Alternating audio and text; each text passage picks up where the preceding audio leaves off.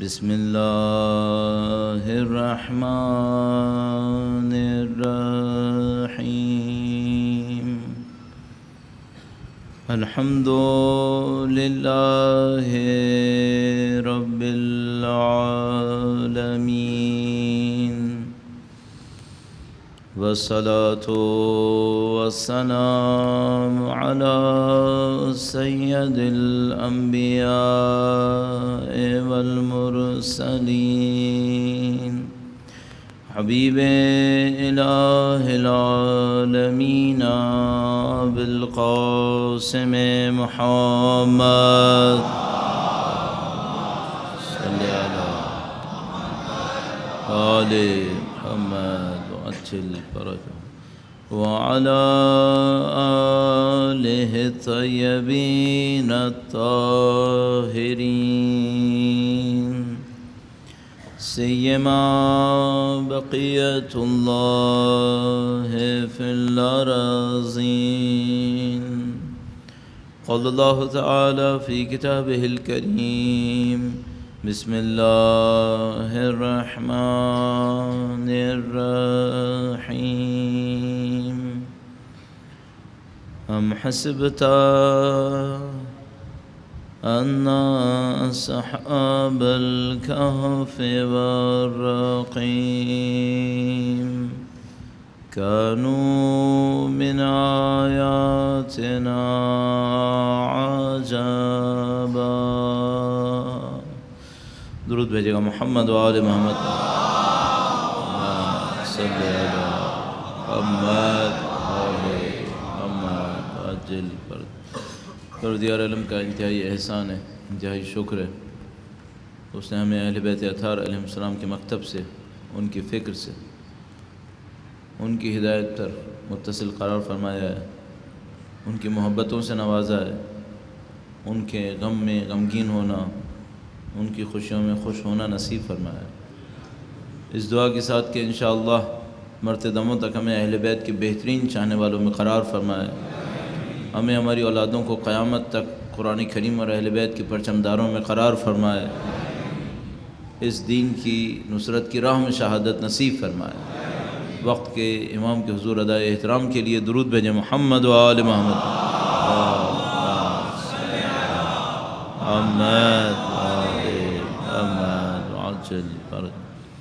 پروردگار عالم نے قرآن کریم میں دین کو دین کامل ارشاد فرمایا، اور دین کامل صرف اسلام ہی ہے جس کے لیے خدا تعالی نے یہ صفت استفادہ فرمائی. دین کامل ہونے کے ناطے اسلام کی خصوصیات کیا ہونی چاہیے؟ ایک خصوصیات یہ ہونی چاہیے کہ دنیا میں جہاں کہیں بھی ہوں، جو انسان ہدایت چاہتے ہوں گے، زندگی گزارنے کا طریقہ کار چاہتے ہوں گے، ان کو یہی دین ہدایت دے پائے گا. چاہے 1400 سال کے بعد ہو، چاہے دین آیا تو مشرقی وسطیٰ میں تھا، عمل کرنے والے مشرقی بعید میں رہتے ہوں، چاہے وہ افریقہ میں رہتے ہوں، جہاں کہیں بھی رہیں، جس زمانے میں بھی رہیں، یہی دین اپنے کام کو انجام دے گا، ان کو ہدایت دے گا. اور کامل ہونے کا مطلب ایک اور یہ بھی ہوگا کہ ہماری کوئی مشکل ایسی نہیں ہوگی جس کا تعلق ہماری زندگی سے ہو اور دین ہمیں رہنمائی نہ دے سکے. قطعاً دین رہنمائی دے گا، صرف اس پہ رہ جائے گا کہ آپ رہنمائی طلب کریں گے دین سے یا طلب نہیں کریں گے. اتنی صلاحیت میرے اور آپ کے اندر ہونی چاہیے کہ دین سے اپنی مشکل کے حل کو طلب کر سکیں. بدقسمتی سے جو لوگ دیندار ہیں ان میں سے بہت سارے ایسے لوگ ہیں جن کے ذہن میں گویا یہ مفہوم نہیں ہے کہ ہم نے اپنی مشکل کا حل دین سے طلب کرنا ہے.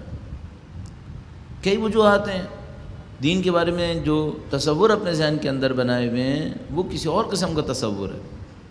مثلا اگر ان سے کہا بھی جائے کہ دین مشکل کو حل کرے تو وہ یہ سمجھ رہے ہوں گے کہ ہم چند دعائیں پڑھیں گے، چند سوروں کی تلاوت کریں گے اور اس طرح کے چند اعمال انجام دیں گے، یہ دین کی ہدایت ہے کہ ہماری مشکل کو حل کرے.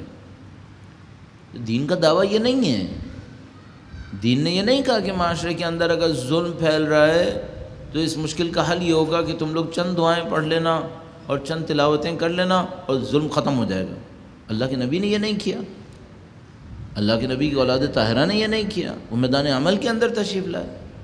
اگر معاشرے کے اندر غربت ہے تو اس کا حل یہ ہوگا کہ ہم چند آیے کریمہ پڑھیں گے عمل سے قطع نظر، اور ہم سوچیں گے ہماری غربت دور ہو جائے گی۔ قرآن کریم نے یہ نہیں کہا ہم سے۔ بس ایک مشکل تو یہ ہے کہ دین کا جو تصور ہمارے ذہن کے اندر بیٹھا ہوا ہے وہ تصور صحیح نہیں ہے۔ جس طرح سے ہم دین سے مشکل حل کروانا چاہتے ہیں ایسے مشکل حل نہیں ہوگی۔ ایک اور مشکل بھی ہے، وہ یہ کہ دین کی مثال سونے کی ایک کان کی طرح ہے۔ جیسے آپ کے پاس ایک مائن ہے گولڈ کی، آپ سونے کو کان سے یوں ہی نکال کر بیچ نہیں سکتے، آپ کو اس میں کوئی تبدیلی کرنی ہوتی ہے، اس کو اپنے زمانے کے مطابق ڈھالنا ہوتا ہے، دیکھنا ہوتا ہے آج کے زمانے میں یہ جو سونا ہے کام تو سونا ہی آئے گا، اس کی شکل کیا ہوگی، کس طرح کام آئے گا۔ اگر میں 500 سال پہلے تھا تو معاشرے کی مشکلات کچھ اور تھیں، میں نے دین سے رجوع کیا، ان مشکلات کا حل مجھے دین نے سکھا دیا۔ اب 500 سال کے بعد مشکلات وہ نہیں ہیں، مشکلات کچھ اور ہیں۔ اب اگر ہم یہ سمجھ رہے ہیں کہ وہی 500 سال پہلے والا نسخہ جو دین نے دیا تھا بے عین ہی وہی چلے گا، نہیں وہی نہیں چلے گا۔ نسخہ دین دے گا لیکن آج کے زمانے کے مطابق دے گا، آج کے زمانے کو دیکھ کے دے گا۔ وہ اس کے اندر ہمیں ایک مہارت چاہیے کہ جو دین بھی جانتا ہو، مشکل کو بھی سمجھتا ہو اور اتنی طاقت رکھتا ہو کہ اپنے دین سے وہ مشکل نکال سکے، تو وہ کم سے کم 2 علوم کے اندر ماہر ہو۔ ایک تو وہ علم جس سے وہ مشکل آ رہی ہے، مثلا اگر مشکل سیاسیات کی ہے تو وہ سیاسیات کا ماہر ہو، اگر مشکل کا تعلق اقتصادیات اور معیشت سے ہے تو معاشیات کا ماہر ہو، اگر مشکل کا تعلق نفسیات سے ہے تو وہ نفسیات جانتا ہو۔ دوسری مہارت اس کی اسلام کے اندر ہو، اسلام جانتا ہو، اسلام کو کس حد میں جانتا ہو، آیا چند سال پڑھ چکا ہو، چند کتابیں جانتا ہو، اتنا کافی ہے؟ ہم کہیں گے نہیں اتنا کافی نہیں ہے، اسلام کو مہارت کی حد میں جانتا ہو، اسلام میں بھی ماہر ہو۔ اگر یہ 2 چیزیں مل گئیں تب ہماری مشکلات دین کی روشنی میں حل ہو سکیں گی۔ اچھا اب تصور کیجئے گا، ہم جو اپنے بڑے بڑے لوگوں سے دین کی مہارت مانگ رہے ہیں، کیا دین کی مہارت مانگ رہے تھے یا صرف چند چیزیں مانگ رہے تھے جن کا دین کی مہارت سے کوئی تعلق نہیں تھا؟ حقیقت یہ ہے کہ ہمارا معاشرہ اس معاملے کے اندر دینداروں سے طلب ہی نہیں کر رہا تھا۔ ابھی کچھ سال پہلے تک ہمارا معاشرہ ہم سے کیا مطالبہ کر رہا تھا؟ وہ یہ تھا کہ جو بھی دین پڑھ کر آئے، کچھ سال پہلے شاید میں اپنے لیے کہہ رہا ہوں کہ خوش ہو جاؤں، ورنہ شاید بہت ساری جگہوں پہ ابھی تک یہی مانگ رہا ہے، جو دین پڑھ کے آئے وہ مردے دفنا دے، شادی بیاہ کروا دے، 2-4 مراسم عقیقے، نکاح اور تلقین ان سب کے کروا دے۔ اگر وہ یہ کروا دے دین کے لیے اتنا کافی تھا، اتنا کافی تھا۔ اچھا اگر بہت ماہر آدمی ہے تو خطابت کر لے، خطابت کر لے۔ اور خطابت کے لیے ہمارا معاشرہ کیا مانگ رہا تھا؟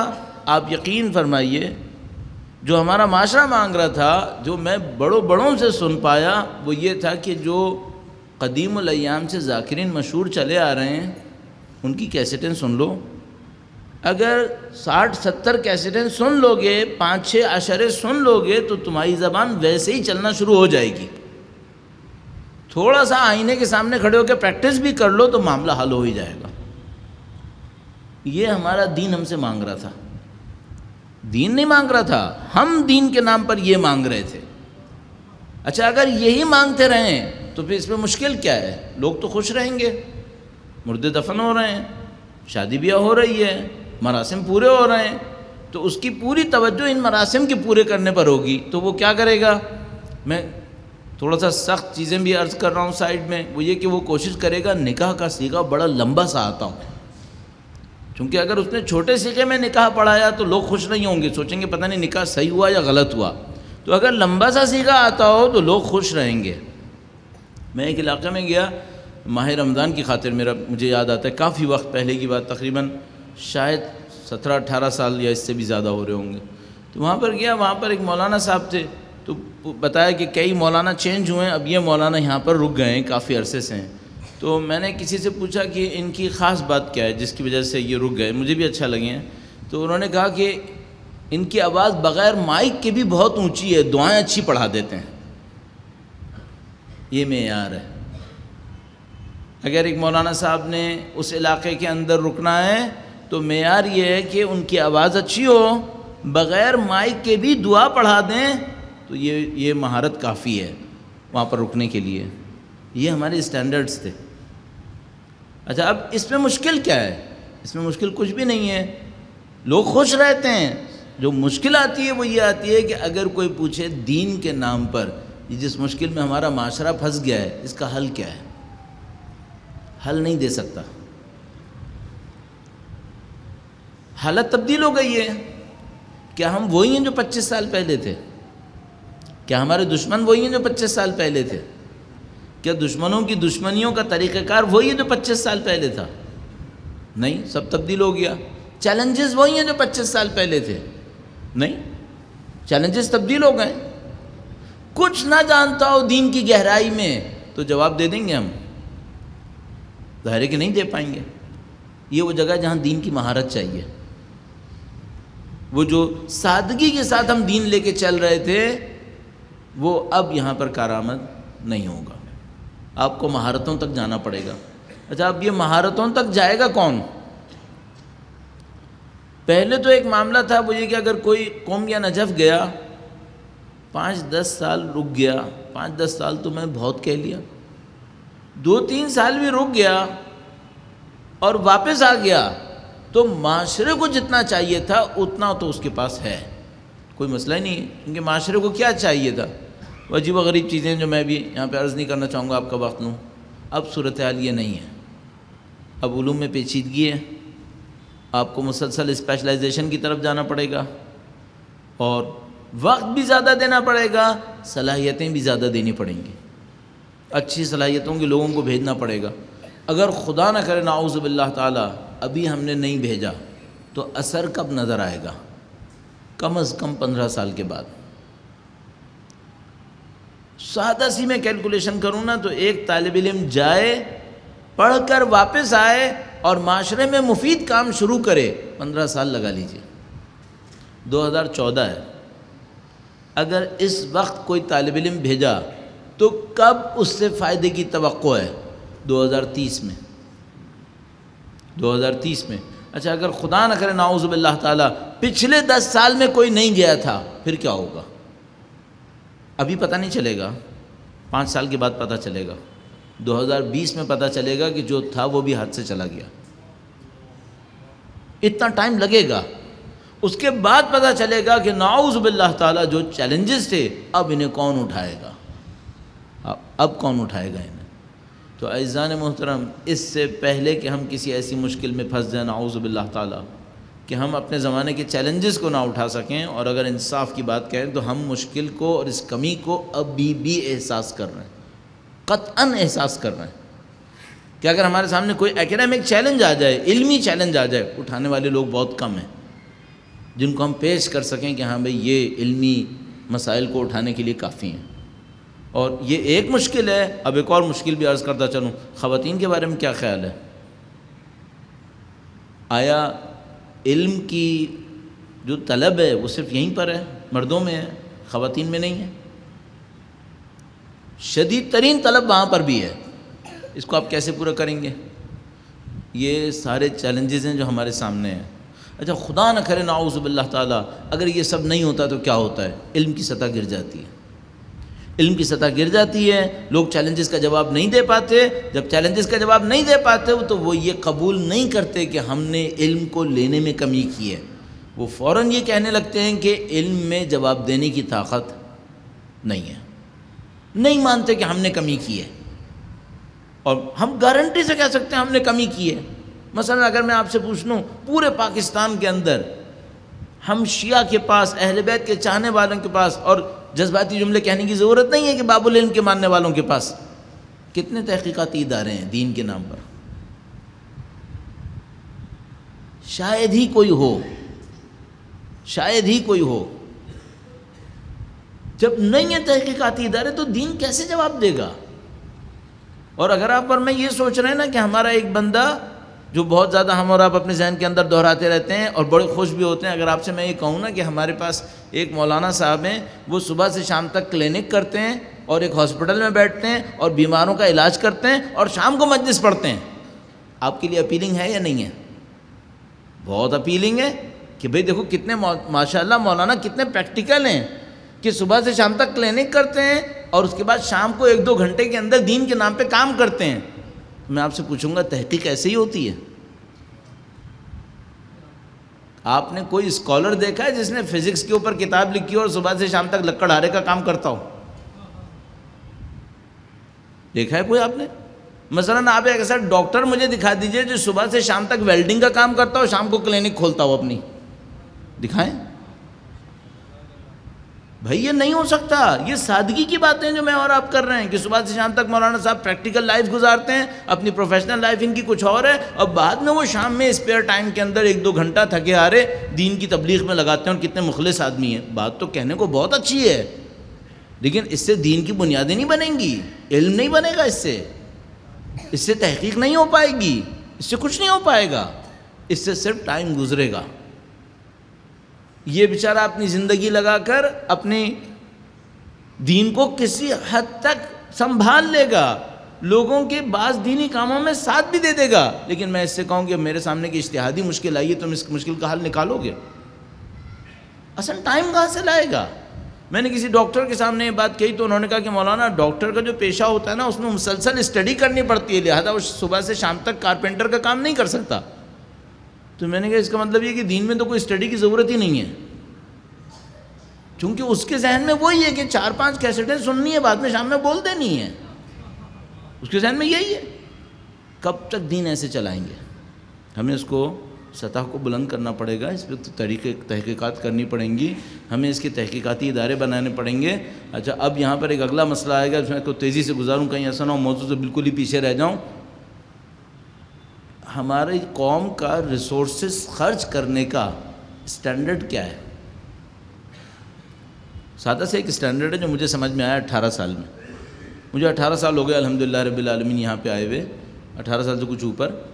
ایک سادہ سا سٹینڈرڈ سمجھ میں آیا ہے، جس کام کا اثر لمبی مدت کا ہے اس پہ تو ریسورسز لگانا ہی نہیں ہے، اور جس کا اثر فوری نظر آ جائے اور دیر پا بھی نہ ہو اس پہ ریسورسز بھر کے لگانے ہیں۔ یہ ہماری قوم کا بدقسمتی سے ریسورسز خرچ کرنے میں سٹینڈرڈ بن گیا۔ لہذا اگر کوئی کام ہے جو فوری طور پر رزلٹ دے دے، ابھی کا ابھی، دوپہر کو آپ نے چڑھایا، شام کو کھلایا، رات کو فارغ، اس پہ ریسورسز بہت لگیں گی، بہت لگ جائیں گی۔ اتنی ہی ریسورسز ایک آتھر کو دے دیں کہ وہ 2 سال میں ایک کتاب لکھے، نہیں یہ کام کا نہیں ہے، اس میں نہیں دینا۔ تو پھر دین کیسے چلنا ہے؟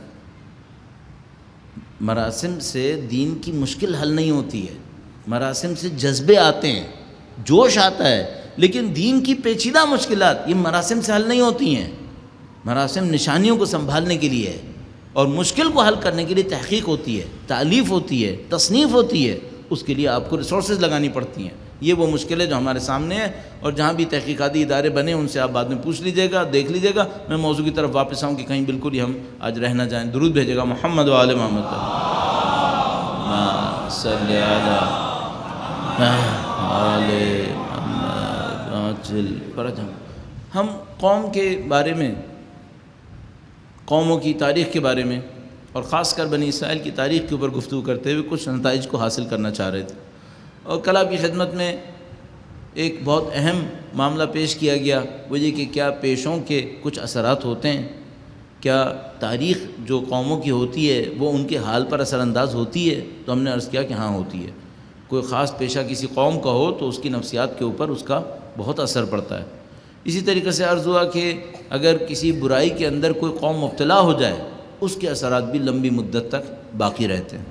اس کے بعد آخر میں یہ عرض ہوا تھا کہ کیا فرعون کو یہ سمجھ میں آ گیا ہوگا کہ بنی اسرائیل کے اندر کچھ مشکلات ہیں؟ تو ہم نے عرض کیا کہ ہاں، مکار ظالم ان کو سمجھنے میں دیر نہیں لگے گی، یہ سمجھ جائیں گے کہ اس میں اس جگہ کے اوپر مشکل ہے۔ اچھا، جب وہ کسی مشکل کو سمجھ جائیں گے تو اس مشکل کے ذریعے ضرب لگائیں گے یا نہیں لگائیں گے؟ کیا فی سبیل اللہ چھوڑ دیں گے؟ کیوں چھوڑ دیں گے؟ آپ کو اور مجھے اگر اپنی قوم کی ایک مشکل سمجھ میں آ رہی ہے، ہم لوگ ہیں اپنی قوم کو دیکھ رہے ہیں، ہمیں ایک مشکل سمجھ میں آ رہی ہے، دشمن کو سمجھ میں آئی ہوگی یا نہیں آئی ہوگی؟ قطعاً آئی ہوگی۔ بے خبر نہیں ہے، ہمیں اسکروٹنی میں رکھتے ہیں، ہمیں اپنی مائکروسکوپ کے اندر رکھتے ہیں، ایک ایک چیز دیکھتے ہیں۔ یقین فرمائیے، یہ جو ہمارے بعض اوقات دوست احباب سمجھ رہے ہیں کہ ہم لوگوں کو کوئی دیکھنے والا نہیں، سننے والا نہیں ہے، مجھے تقریباً یقین ہے، میں 100% نہیں کہوں گا کہ کہیں ایسا نہ ہو کہ امکان کو بھی خارج کر دوں، لیکن تقریباً یقین ہے کہ ہماری شاید ہی مجلس کا کوئی پوسٹر ہوتا ہوگا جسے چیک نہ کیا جاتا ہو۔ سب چیک ہوتے ہوں گے۔ اچھا، یہ کیوں چیک ہوتے ہوں گے؟ نفسیات کو پڑھنے کے لیے۔ قوم کیا سوچ رہی ہے، قوم کیسے دیکھ رہی ہے، جو آرگنائزرز ہیں ان کی مینٹیلٹی کیا چل رہی ہے۔ اچھا، یہ سب چیزیں ریفلیکٹ ہوتی ہیں نہیں ہوتی ہیں؟ بہت آسانی سے۔ آپ کسی بھی، آپ تو خود ماہر فن ہیں ماشاءاللہ اس کام کے، میرے خیال میں کوئی کمی نہیں ہوگی آپ میں۔ آپ کسی بھی مجلس کا ایک پوسٹر لگا ہوا دیکھیں، آپ کو میرے خیال میں منٹوں میں سمجھ میں آ جائے گا کہ اس کے آرگنائزر کی مینٹیلٹی کیا ہوگی۔ دکھاوا چاہ رہا ہے یا نہیں چاہ رہا ہے؟ اپنے نام و نمود کی نمائش چاہتا ہے یا نہیں چاہتا ہے؟ یہ کس قسم کا پروگرام کروائے گا؟ میرا تو خیال ہے کہ آپ لوگ اس کے بھی ماہر ہو گئے ہوں گے کہ پوسٹر دیکھ کے بتا دیں گے مجلس وقت پہ شروع ہوگی یا نہیں ہوگی۔ آپ ماہر ہو چکے ہوں گے۔ بھائی، جو آدمی ایک کام، ایک نان ٹیکنیکل سی ایک بات کہتے ہیں، شاید صحیح بھی ثابت ہو جائے، کم سے کم کچھ آتھرز معتقد ہیں، کہتے ہیں اگر کوئی عام آدمی بھی کسی کام کو اچھے طریقے سے 10,000 گھنٹے کر لے تو اس کا ماہر ہے۔ کوئی عام آدمی کسی کام کو اچھے طریقے سے 10,000 گھنٹے کر لے تو اس کا ماہر ہے۔ ٹینس پلیئر اگر 10,000 گھنٹے ٹینس کھیل لے گا تو ٹینس کا ماہر ہو جائے گا۔ کرکٹ پلیئر کرکٹ کا ماہر ہو جائے گا۔ آپ نے 10,000 گھنٹے یہ کام کیا ہوگا یا نہیں کیا ہوگا؟ کر لیا ہوگا تو آپ ماہر ہو چکے ہوں گے۔ آپ ماہر ہو چکے ہوں گے۔ آپ ماہر ہو گئے ہوں گے، دشمن ماہر ہوا ہوگا یا نہیں ہوا ہوگا؟ قطعاً ماہر ہو چکا ہوگا۔ اس نے سب کو کلاسیفائی کیا ہوگا یا نہیں کیا ہوگا؟ ہمارا ڈیٹا جمع ہوا ہوگا یا نہیں ہوا ہوگا؟ فی سبیل اللہ کیوں چھوڑے گا جبکہ وہ کر سکتا ہے؟ کیوں چھوڑے گا؟ مجھے سمجھ میں نہیں آتا، ہم یہ کیوں سوچ رہے ہیں کہ وہ نہیں کرے گا؟ کیوں نہیں کرے گا؟ سائنٹیفک ہیں وہ لوگ، آرگنائزڈ ہیں وہ لوگ، ریسورسز ان کے پاس ہیں، تو پھر کیوں نہیں کریں گے؟ تو کیا کیا ہوگا انہوں نے؟ ایک ایک کمی، ایک ایک اختلاف، ایک ایک مسئلے کو کریت کے سمجھ لیا ہوگا۔ اب میں آپ کی خدمت میں کیا عرض کروں، میرے پاس خود ویسٹرن اسکالرز آتے ہیں انہی مسئلے کو بات کرنے کے لیے کہ ہم نے اس پہ بات کرنی ہے۔ ایک دفعہ تو میں نے بات کی، پھر دوسری بات میں نے دیکھا کہ میں اس پہ گفتگو ہی کیوں کروں، اور یہ کیوں آ رہا ہے؟ کیا یہ میری مشکل کو حل کرنے آئے گا قوم کی؟ نہیں، یہ صرف دیکھنے آیا قوم کے اندر یہ مشکل کس پائے تک پہنچ گئی ہے۔ کبھی جرمنی سے آ رہے ہیں، کبھی امریکہ سے آ رہے ہیں۔ اچھا، جرمنی کے اندر ایک یونیورسٹی میرے درمیان آ کر اس بات پہ گفتگو کر رہی ہے کہ شہادت ثالثہ کے بارے میں آپ کی رائے کیا ہے؟ تو میں نے اس سے کہا کہ تم کو تشیع میں کوئی اور حقیقت نہیں ملی تھی؟ یہی ملا تھا کام کرنے کے لیے؟ شیعت میں اتنے حقائق ہیں، اتنے معارف ہیں، اتنی بلند و بالا باتیں ہیں، تم اس کے اوپر کیوں نہیں گفتگو کرتے؟ میں نے اس سے کہا کہ تم ایسا کرو، مجھ سے ملنے سے پہلے اپنا سناپسس مجھے ای میل کرو۔ اس نے جناب اپنا سناپسس ای میل کیا، شاید ہی کوئی اختلافی مسئلہ بچا ہوگا جو اس نے لسٹ نہ کیا۔ میں نے کہا بھائی، شیعت کیا صرف یہ رہ گئی ہے جو تم نے بیان کی ہے؟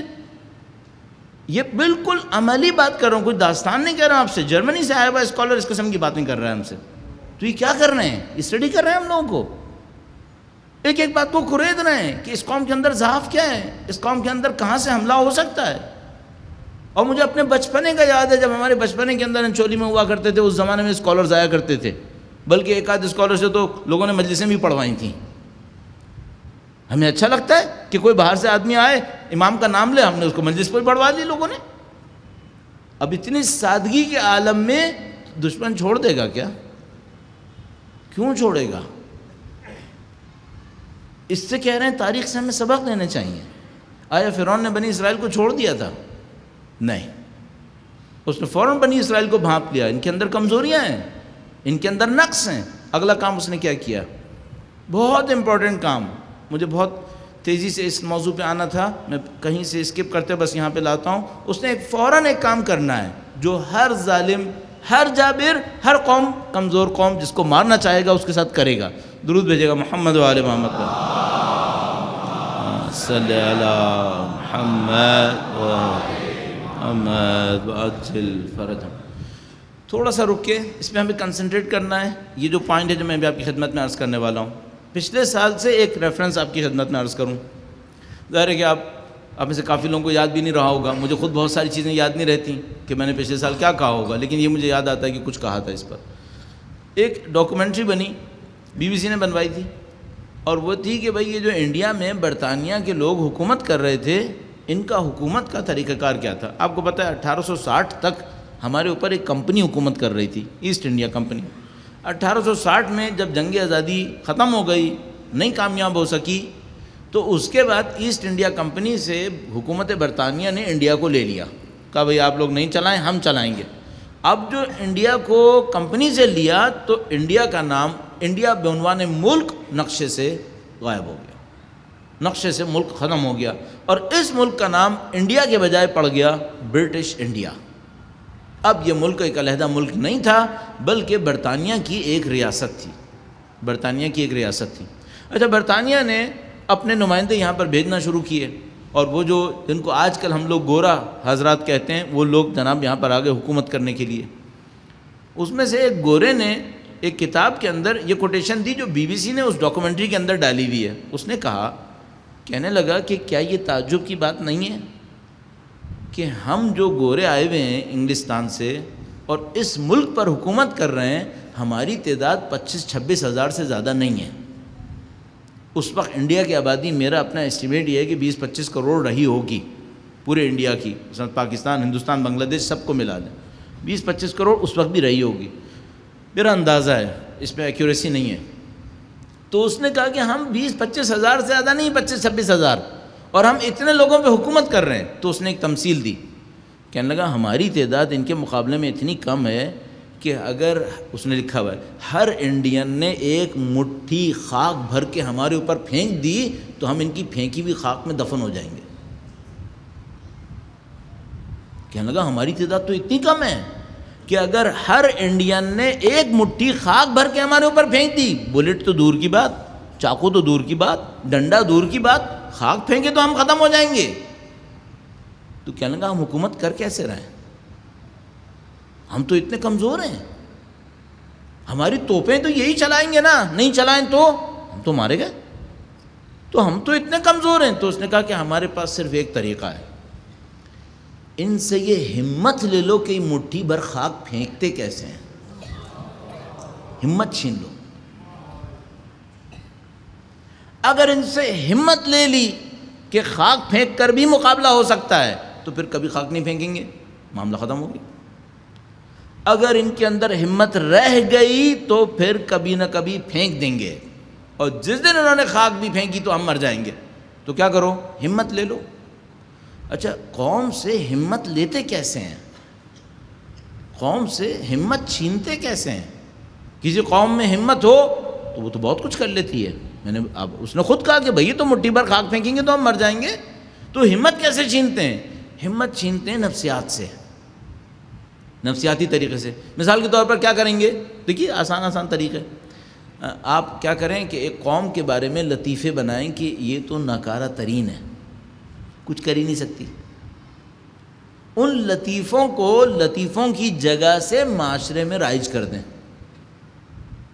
جب وہ لطیفے رائج ہوں گے، آہستہ آہستہ لطیفے لوگوں کی نفسیات بن جاتے ہیں، نفسیات بن جاتے ہیں۔ اچھا، مثلاً کوئی قوم چاہتی ہے دوسرے قوم میں پڑھا لکھا پیدا نہ ہو، تو کیا کرے؟ پڑھے لکھوں کو دیوانہ کہہ دو۔ اچھا، ہم پڑھے لکھوں کو دیوانہ کہیں گے، کوئی مانے گا ہم سے؟ نہیں مانے گا، نہیں، لطیفے میں کہوں نا۔ تو پروفیسر کو کہہ دو کہ اس کا دماغ خراب ہوتا ہے، پی ایچ ڈی کا مطلب ہی ہوتا ہے پھرا ہوا دماغ. پی ایچ ڈی کا مطلب ہی یہی ہوتا ہے، پھرا ہوا دماغ. پروفیسر یعنی غائب دماغ، پروفیسر یعنی غائب دماغ. دیندار کون ہوتا ہے؟ مولوی کون ہوتا ہے؟ مولوی تو ملا نصیر الدین ہوتا ہے. ختم ہو گیا. لالچی آدمی جس کو کھانوں کے اوپر جان جا رہی ہے ملا نصیر الدین ہوتا ہے. لطیفے بناؤ، لطیفے بناؤ، قوم کی نفسیات میں اس قوم کو شکست دے دو.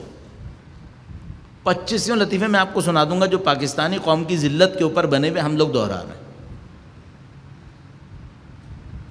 ہم دہرا رہے ہیں. لطیفے بنا کے سکھا دو. اور کیا کرو؟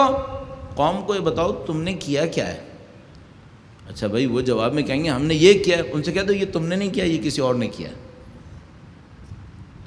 بھائی انڈین وہ قوم ہے جس نے تاج محل بنایا. نہیں تم نے نہیں بنایا، یہ تو جس بادشاہ نے بنایا تھا وہ مر گیا. تو بادشاہ کا بابا کام کر رہا تھا کہ وہاں پہ کیا؟ بادشاہ کون سا کام کرتا ہے؟ قوم کام کرتی ہے. قوم نے بنایا ہے. نہیں یہ تو بادشاہ نے بنایا تھا. بادشاہ تو ختم ہو گیا. ارے اور وہ ایک بہت اچھے پروفیسر ہمارے وہ بتا رہے تھے، کہنے کہ بھائی دیکھو ہماری قوم کی حالت کیا ہے. جب ہم کئی سو سال پہلے جی ٹی روڈ بنا رہے تھے تو ہم نے خود بنائی تھی. اس وقت ہمارے پاس کوئی یونیورسٹی بھی نہیں تھی ٹرانسپورٹیشن کی، نہ ہمارے پاس کوئی سول انجینئرنگ کی یونیورسٹی تھی. جب ساری یونیورسٹیاں بن گئیں تو روڈ کورینز نے بنائی ہے.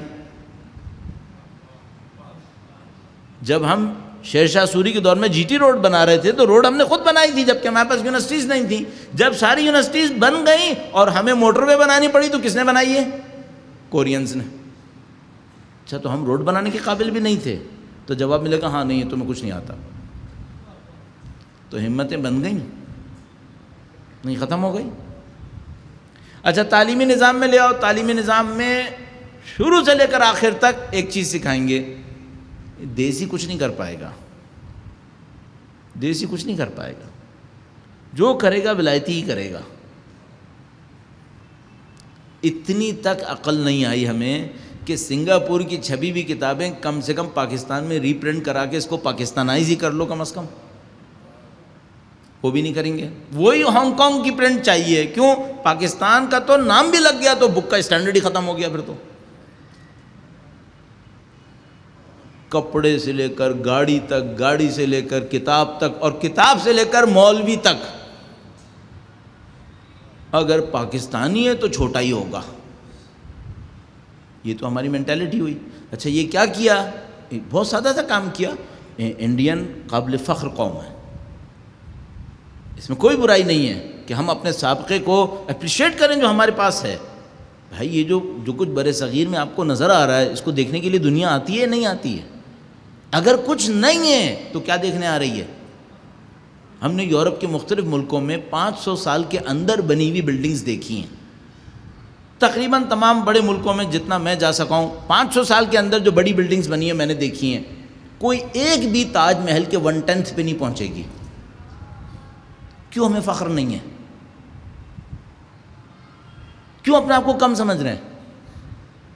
اس کی وجہ یہ ہے کہ 150 سال انگریزوں نے ہمارے دماغ میں ڈالا ہے کہ تمہارے پاس کچھ نہیں ہے. کچھ نہیں ہے تمہارے پاس. حکومت کیسے کرتے تھے؟ قوم سے ہمت چھین کے. ہمت چھیننے کے لیے 2-3 سادے کام کیے. ایک تو یہ کہ سارے آفیسرز انگریز آئیں گے، وہی حکومت کرے گا، تم حکومت نہیں کرو گے، تم نیچے رہو گے ہمیشہ. ایک کام. دوسرا کام یہ کیا، اور اس کو اسٹڈی کیا جاتا ہے کہ بھئی یہ جو برطانیہ نے اپنے دور میں عمارتیں بنائی ہیں میونسپلٹی وغیرہ کی، آیا واقعاً 100 سال پہلے میونسپلٹی کی اس عمارت کی ضرورت تھی؟ مثلاً فلاں علاقے کے اندر 125 سال پہلے میونسپلٹی کی ایک عمارت بنی ہے جو آج بھی ٹھیک ٹھاک ہے. تو 125 سال پہلے میونسپلٹی کی اس عمارت کی ضرورت کیا تھی؟ ضرورت نہیں تھی. انگریزوں نے اپنی شو جمانی تھی کہ دیکھو غریبو ہم کون ہیں. اچھا یہ شو کس کے پیسے سے جمانی تھی؟ ہمارے پیسے سے. اپنے انگلینڈ سے لا کے پیسہ لگایا تھا یہاں پہ، یہاں سے چوری کر کے لے کے گئے تھے. انڈسٹریل ریولوشن آپ کے پیسے سے آیا ہے. 1875 میں ہمارا پیسہ گیا ہے. 1875 اطراف میں 1860 کے بعد سے چوری ہونا شروع ہوا ہے. ذرا جا کے دیکھیے گا لنڈن اسٹاک ایکسچینج میں جو انڈیا میں ٹریڈ کر رہی تھی ان کے شیئرز کہاں شوٹ کر رہے تھے اس ایج کے اندر. ہمارا چوری ہو رہا تھا. اور ہمت بھی ہم سے چھینی، ہمیں غلام کیا، عمارتیں عالی شان بنائیں، کیا ثابت کرنے کے لیے ہم بڑے لوگ ہیں۔ اور انگریزوں کا جو اس زمانے کا بیہیویئر تھا وہ اتنا ایروگینٹ بیہیویئر، اتنا متکبرانہ بیہیویئر، کیوں اتنا متکبرانہ بیہیویئر رکھتے تھے؟ اپنے ملکوں میں ایسے نہیں تھے۔ وہی گورا اگر لندن جائے گا تو اپنے آپ کو ہمبل بنائے گا، وہ جب انڈیا آئے گا تو اپنے آپ کو ایروگینٹ بنائے گا، متکبر بنائے گا، 4 آدمیوں کی اٹھائی ہوئی ڈولی کے اوپر طبق سے بیٹھے گا اور 4 کو نیچے ہنٹر بھی مارے گا۔ کیوں؟ یہاں سے ہمت لینے کے لیے۔ ان کی ہمت نہ رہے، یہ ہمیں دیکھ کر کہیں گے یہ بڑے لوگ ہیں یار، یہ بادشاہ لوگ ہیں۔ ہمتیں توڑنے کے لیے آپ کسی قوم کو شکست دینا چاہتے ہیں نا، اس کی ہمت توڑ دیں، ہمت توڑیں۔ کیا کریں؟ اس کے پاس فخر کرنے کے لیے کوئی چیز نہ بچے، اس کے پاس یہ کہنے کے لیے نہ بچے کوئی چیز کہ دیکھو ہم نے کارنامہ کیا، نہیں، نہ چیز بچے، نہ ادارہ بچے، نہ کوئی بندہ بنے، اور بنے تو مر جائے، ختم ہو جائے، نہ بن سکے۔ یہ وہ چیز ہے جو ہمارے ساتھ ابھی بھی ہو رہی ہے۔ آیا واقعاً پاکستان میں ٹیلنٹ کی کمی ہے؟ واقعاً ہمارے پاس جس کو ہم لوگ دماغ کہتے ہیں اس کی کمی ہے؟ تو یہاں بڑا کیوں نہیں بنتا کوئی؟ اس سے پہلے کہ کچھ بننے کی کوشش کرے کنٹروورشل کیوں ہو جاتا ہے؟ آیا ہماری قسمت خراب ہے؟ نہیں، قسمت خراب نہیں ہے، ہمارے سامنے پلاننگ بہت مضبوط ہے، اور اس بات کو آپ مسلسل دیکھیں گے۔ جہاں کوئی اچھا ادارہ بننے لگے گا، جہاں کوئی اچھی شخصیت بننے لگے گی، جہاں کوئی اچھا کام ہونے لگے گا، اس سب کے پیچھے مکھیوں کی طرح پڑ جائیں گے، اس کو خراب کر کے چھوڑیں گے، نہیں کرنے دیں گے یہاں پہ۔ اور یہ وہ مقابلہ ہے جس کو ہمیں کرنا پڑا۔ آیا فرعون نے کیا یا نہیں کیا؟ بالکل یہی کیا۔ اچھا، ایک سادہ سا حربہ اور آپ کی خدمت میں عرض کرتا ہوں، اچھے پیشوں میں مت جانے دو، چھوٹے کاموں میں ڈال دو۔ فرعون کے بارے میں مشہور ہے، فرعون کو بنی اسرائیل سے لڑنا تھا، وہ جو قرآن کریم نے ارشاد فرمایا یذبح ابناءہم ویستحیی نساءہم، بچوں کو غلام بناتا تھا، بچیوں کو کنیز بناتا تھا۔ پہلے دن سے کیا تھا؟ نہیں، پہلے دن یہ نہیں کیا۔ پہلے دن اس نے یہ کہا کہ بھئی یہ جو بنی اسرائیل ہے نا، یہ باہر سے آئیں، اور جو مصر کی اپنی آبادی ہے وہ یہاں کے لوگ ہیں، تو دربار میں جو اصلی کام ہوں گے وہ مصری کریں گے، باہر والے نہیں کریں گے۔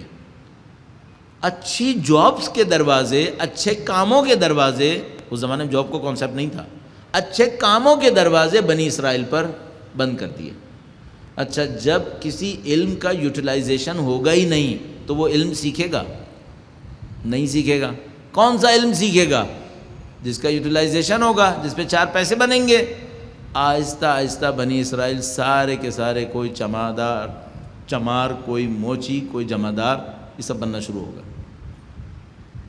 پیشوں سے ختم ہو گئے، کاموں سے ختم ہو گئے، کاموں سے ختم ہو گئے، ایسے کاموں کو شروع کر دیا۔ ان پیشوں میں ذلت نہیں ہے، میں نہیں کہہ رہا اس میں ذلت ہے، ذلت نہیں ہے، پیچیدگی نہیں ہے، سادہ کام ہے، سادہ کام ہے۔ اس کا مطلب ہے اس میں علم اور ٹیلنٹ اتنا نہیں چاہیے ہوگا، تو قوم کا علم اور ٹیلنٹ کیا ہوگا؟ ختم ہو جائے گا۔ لمبی مدت تک کسی قوم کو چھوٹے کاموں میں لگا دو۔ آخری جملہ امپورٹنٹ ہے، دوست بن کے لگاؤ یا دشمن بن کے لگاؤ، اس کی کوئی مشکل نہیں ہے۔ لمبی مدت تک قوم کو کسی چھوٹے کام میں لگا دو، اس کا ٹیلنٹ خود ہی ختم ہو جائے گا۔ بڑے کام میں مت جانے دو، چاہے دوست بن کے کرو چاہے دشمن بن کے کرو، کنونس کر لو کہ تم نے یہی کرنا ہے، اس سے آگے کی مت سوچنا۔ ختم ہو گئی داستان۔ انہوں نے بنی اسرائیل کے ساتھ یہی کیا۔ کچھ عرصے میں بنی اسرائیل جو حضرت یوسف کی اولاد میں سے تھے، جن کے پاس مثال کے طور پر مینجمنٹ کی اتنی صلاحیت تھی، اکاؤنٹنسی کی اتنی صلاحیت تھی، اس زمانے کی کو دیکھتے ہوئے آج کی لینگویج میں ٹرانسلیٹ کر رہا ہوں، وہ ساری صلاحیتیں ان کی ختم ہو گئیں۔ اب کیا رہ گیا؟ اب ایک پسی ہوئی قوم رہ گئی جس کے اندر سے ہمت نکل گئی ہے۔ اب مارنا مشکل ہے؟ نہیں، اب مارنا آسان ہے۔ جس قوم میں ہمت نہ رہے اس کو مارنا کوئی مشکل کام نہیں ہے۔ ایک جملہ ہمیشہ بار بار عرض کرتا ہوں، ہر سال شاید عرض کرتا ہوں، دوبارہ عرض کر رہا ہوں، دشمن مت مارو، دشمن کی اسٹریٹجی کو مارو۔ دشمن خود ہی مرے گا، اسٹریٹجی کو ختم کرو. دشمن کب تک مارتے رہیں گے؟ خاص کر اگر ہم اقلیت میں بھی ہیں، تعداد میں بھی کم ہیں، کب تک دشمن ماریں گے؟ اس طرح دشمن نہیں مرے گا. اس کی اسٹریٹجی مار دو، آپ خود بخود جیتو گے. اس کی اسٹریٹجی مارو. اس کو دیکھو یہ ہمارے ساتھ کر کیا رہا ہے. جو یہ چاہ رہا ہے کہ ہم کریں وہ ہرگز مت کرو. کم سے کم پہلی ضرب تو یہیں لگے گی نا. یہ جو اسٹریٹجیز بنتی ہیں یہ 1-2 سال میں نہیں بنتی، یہ بہت سالوں کی انویسٹمنٹ سے بنتی ہیں. 10-15 سال 20 سال تو کہیں نہیں گئے. 10-15 سال تو آپ آرام سے سوچ لیجئے. اب دیکھیے فرض فرمائیے اگر ہم ان کی اسٹریٹجی سمجھنے میں کامیاب ہو گئے اور ہم نے آج اٹھ کر ان کی اسٹریٹجی کے خلاف کام کرنا شروع کیا تو ہمیں اپنے بندوں کو کنونس کرنے میں بھی ٹائم لگے گا. فرض کریں ہم نے بہت تیزی سے کام کیا اور اپنی قوم کو کنونس کر گئے تو جو اسٹریٹجی انہوں نے 15-20 سال کی انویسٹمنٹ سے بنائی ہوگی آپ 2 سال میں اس کو بریک کریں. اگر آپ نے بریک کیا، نئی اسٹریٹجی آتے آتے ٹائم ملے گا آپ کو ٹائم ملے گا، آپ کو بریک ملے گا. یہ وہ جگہ ہے جہاں پہ ہم کام کر سکتے ہیں. ہمیں سب سے پہلے یہ دیکھنا پڑے گا یہ ہمارے ساتھ کر کیا رہے ہیں. جو یہ ہم سے کروا رہے ہیں وہ ہم نے نہیں کرنا ہے. اپنے دوستوں کو کنونس کرنا ہے کہ یہ نہیں کرنا ہے. کچھ کو ڈائریکٹلی کنونس کرنا ہوگا، کچھ کو انڈائریکٹلی بتانا ہوگا. کچھ دوست احباب ایسے نہیں ہوں گے جن کو آپ ڈائریکٹلی بتائیں کہ دشمن یہ چاہ رہا ہے تو وہ سمجھ بھی جائیں گے، وہ نہیں سمجھیں گے. ان کو کسی اور طریقے سے سمجھانا پڑے گا. اگر ہم اس کام میں کامیاب ہو گئے ہم ان کی اسٹریٹجی کو بریک لے لیں گے اور اس کے بعد ہمارے پاس وقت ہوگا. کاش ایسا ہوتا کہ کبھی ہم بھی اپنی اسٹریٹجی بنا لیتے. ابھی تو میں دفاع کی بات کر رہا ہوں کہ ہم دفاع کیسے کرتے کہ ان کی اسٹریٹجی سمجھ لیں، اس کو توڑ دیں آپ کو 5-10 سال کا بریک مل جائے گا. کاش ایسا ہوتا کہ ہم اپنی اگریسو اسٹریٹجی بنا پاتے اور ان سے کہتے تم ہم پہ حملہ کر رہے تھے نا، اب ہمارا کاؤنٹر اٹیک دیکھو، اب تم کو بتاتے ہیں. ہمیں یہ کر لینا چاہیے تھا. لیکن مشکل کیا ہے، ہم صحیح جگہ ریسورسز نہیں لگا رہے. یہ نہیں ہے کہ قوم میں جذبہ نہیں ہے، قوم میں بہت جذبہ ہے. قوم قربانیاں نہیں دینا چاہتی، قوم قربانیاں بھی بہت دینی چاہتی ہے. لیکن مشکل یہ ہے کہ جب ایسی کسی جگہ پہ پہنچتے ہیں نا تو پھر وہ یہ سوچتے ہیں یہ کام کوئی اور کرے، یہ کسی اور نے نہیں کرنا ہے. یہ کوئی گاڑی تھوڑی ہے جو امپورٹڈ جاپان سے آ جائے گی یا مثلا انگلینڈ سے فرانس سے آ جائے گی. ایسا کہاں ہوتا ہے. یہ سارے کام خود کرنے ہوتے ہیں. حتیٰ میں آپ کی خدمت میں کہوں گا اور جرأت کر کے کہوں گا، بعض اوقات دوست احباب ناراض ہو جاتے ہیں، ایران توران بھی نہیں کرے گا، آپ نے کرنا ہے. دوست احباب مجھ سے کہیں گے آپ تو مثلا فلاں نظام کے خلاف بات کر رہے ہیں. کون بے وقوف نظام کے خلاف بات کرے گا؟ اپنی ابتدائی جوانی سے اس نظام کے اوپر ہم نے وقت لگایا ہے، اس کے اوپر جان دینے کی کوششیں کی ہیں، سارے کام کیے ہیں. اب اگر اس کے خلاف بات کریں گے، کہاں کی حماقتیں ہیں. اس نظام کو مضبوط کرنے کے لیے کہہ رہے ہیں کہ یہ کام ہمیں کرنا ہوگا، اپنے آپ کو مضبوط کریں تاکہ ہم نظام کو مضبوط کر سکیں. اس کے اوپر بوجھ کیوں بناتے ہو؟ اس کی حمایت کرو، اس کی طاقت کا سبب بنو، نہ کہ اپنے مسائل کو وہاں کے اوپر ایکسپورٹ کرتے رہتے ہیں اور ان سے کہتے رہتے ہیں تم ہمارے مسائل کو حل کرو. یہ کہاں کی عقل مندی ہے؟ اپنے پاؤں پہ کھڑا ہونا ہے. تو اب یہ اس کو کیسے کرنا ہوگا؟ کچھ لوگ جو قابل ہوں، اس کام کو کرنے والے ہوں، وہ لوگ اس بات کو دیکھیں گے بھائی ہم ان پیرامیٹرز پہ کام کیسے کر سکتے ہیں. مثال کے طور پر کوئی ایجوکیشن کا ماہر ہو، وہ اس بات کا جائزہ لے کہ بھائی اس وقت پاکستان کے اندر ایجوکیشن کے اوپر اگر بہتری لانی ہے کام ہوگا کیسے. اچھا یہ بھی عرض کرتا چلوں یہ حکومتوں کے کام ہیں. یہ جس سطح پہ ہم لوگ باتیں کر رہے ہیں یہ حکومتوں کے کام ہیں، لیکن مسئلہ یہ کہ اس حکومت نے تو کرنا نہیں ہے. اب ہمارے کچھ دوست احباب ہوتے ہیں وہ کہتے ہیں نہیں مولانا اگر میں فلاں سیکریٹری سے مل گیا نا اور میں نے اس سیکریٹری کو سمجھا لیا تو بڑا اچھا آدمی ہے، وہ یہ کام کروا لے گا. بھائی یہ نظام بہت اچھے طریقے سے فاسد ہوا ہے، اچھے طریقے سے فاسد ہوا ہے. یہ اتنی معمولی فساد نہیں ہے اس کے اندر کہ ایک آدھ آدمی جو اچھا وہاں پہ بیٹھا ہوگا وہ قربتاً اللہ اس کو اندر سے صحیح کر لے گا. یہ ٹھیک ٹھاک فاسد نظام ہے. اس میں سے اچھائی کی توقع مجھ جیسے کو فی الحال نہیں ہے، تھوڑی بہت چیزیں کر لیتے ہیں بیچارے لوگ. میں جانتا ہوں جو بیٹھے ہوئے ہوتے ہیں بیچارے اپنی محنتیں کرتے ہیں، کچھ نہ کچھ صحیح کرنے کی کوشش کرتے ہیں. ایسے نہیں ہوتا ہے، یہ آپ کو اور مجھے خود کرنا ہوتا ہے. اور میں نے بنی اسرائیل کی تاریخ اسی لیے آپ کی خدمت میں عرض کی تھی. اور اب مجھے اس لیول سے بڑھ جانا چاہیے فوری طور پر. یہ قوموں کے اعتماد کو چھیننے کی کہانی ہے. اس قوم کے اعتماد کو چھین لیا، اس کے بعد اس کو نعوذ باللہ تعالیٰ ایک اور کام کیا. پہلے لیول میں اعتماد چھین لو، ہمت ختم ہو گئی. دوسرے لیول میں کیا کرنا ہوتا ہے؟ صد نعوذ باللہ تعالیٰ ذلیل کرو، ذلیل کرو. تو ذلیل کرنے کے لیے کیا کرنا ہوتا ہے؟ اپنی دانش میں بے رحمی دکھاؤ. جب بے رحمی کثرت سے بڑھ جاتی ہے تو قوم کے رہے سہے حوصلے بھی ختم ہو جاتے ہیں. پھر پس نہیں ہوتے، سرنڈر ہے، تسلیم. داعش کا رول یہ ہے، داعش کا کردار یہ ہے کہ یہ گھسے اور جس قوم کے اندر ہمت ختم ہوتی جا رہی ہے اس قوم کو نعوذ باللہ تعالیٰ بے رحمی کے ساتھ ذلیل کر دے. اتنی بے رحمی، اتنی ذلت کہ جیسے فرعون نے بنی اسرائیل کے ساتھ کی تھی. یذبح ابناءہم ویستحیی نساءہم. کیا یہ دونوں کام یہ نہیں کر رہے ہیں؟ ایناً دونوں کام کر رہے ہیں. کس نے ان کو سکھایا ہے؟ فرعون ہر دور میں رہیں گے. اگر فرعون ہر دور میں نہیں رہنا ہوتا نا تو قرآن کریم فرعون کو بار بار ذکر نہ کرتا. فرعون تاریخی کہانی ہوتی ہے نا تو قرآن ذکر ہی نہیں کرتا اصلا. یہ ہر دور میں آئیں گے اور ہر دور میں ہمیں چیلنج اٹھانا پڑے گا. مجلس کے فوراً بعد دعائے کمیل ہوگی، مصائب کے فوراً بعد دعائے کمیل کا سلسلہ شروع ہوگا اور انتہائی نفیس سلسلہ. آپ حتی الامکان ضرور شرکت فرمائیے گا. درود بھیجیے گا محمد و آل محمد. صلی علی محمد آل محمد وعجل فرج.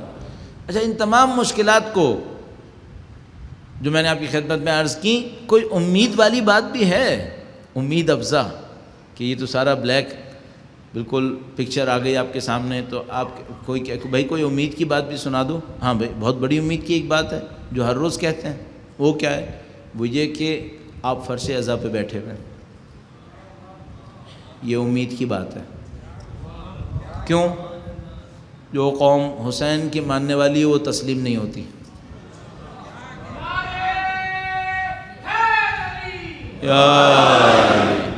اگر سید الشہداء کا نام گرامی نہ ہوتا، نعوذ باللہ تعالی، صد نعوذ باللہ، اس قوم کے اندر نہ ہوتا تو اس قوم کو ہرانا مشکل نہیں تھا. جب تک امام کا نام ہے، جب تک سید الشہداء کی فکر ہے، ناممکن ہے اس قوم کو کوئی شکست دے سکے. یہ شکست نہیں کھائے گی، قطعاً شکست نہیں کھا سکتی. یہ ساری امید ہے. یہ امتحان میں پڑیں گے، دشمنوں کی مکاریوں کے سامنے جائیں گے. ابتدائی نقصانات بھی ہوں گے، ابتدائی نقصانات بھی ہوں گے. ابھی داعش کا نام بہت چل رہا ہے. مجھے خدشہ ہے کہ ہمیں ابتدائی نقصان اٹھانے پڑ جائیں گے. یہ ہوگا اس قوم کے ساتھ.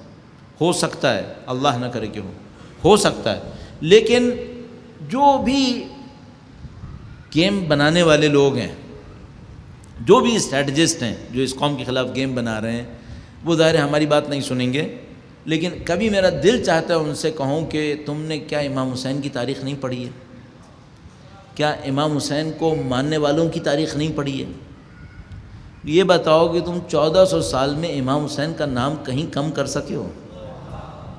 کہاں کم کیا تم نے؟ بی بی نے یزید کے دربار میں خطبہ دیا تھا.